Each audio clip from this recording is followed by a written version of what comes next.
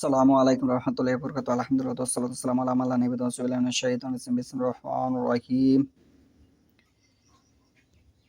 আন আয়েশা ক্বালাত লাকাদ কানা রাসূলুল্লাহি সাল্লাল্লাহু আলাইহি ওয়াসাল্লাম ইউসাল্লি ফাজরি ফায়াশহাদু মা'আহু নিসাউন মিনাল মুমিনাতি মুতালাফফিআতিন ফি মুরিতিহিন্না সুম্মা ইয়ারজি'না ইলা বুয়ুতিহিন্না মা ইয়ারিফুহুন্না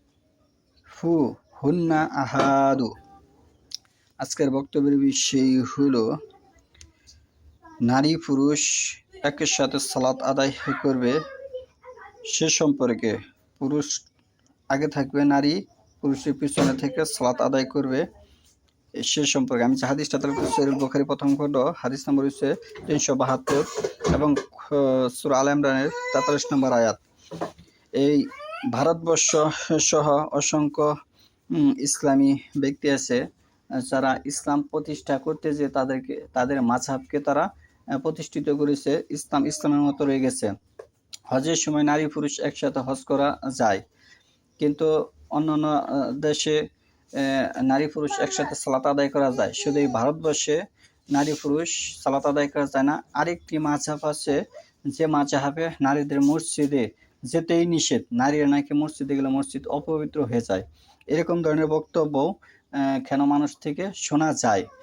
তাহলে যে হাদিসটা তেলাওয়াত করেছি সহিহ বুখারীর প্রথম খণ্ড 372 আয়েশা রাদিয়াল্লাহু হতে বর্ণিত। তিনি বলেন, আল্লাহ রাসূল সাল্লাল্লাহু আলাইহি ওয়াসাল্লাম ফজরের সালাত আদায় করতেন আর তার সঙ্গে অনেক মুমিন মহিলা চাদর দিয়ে গা ঢেকে শরীক হতো।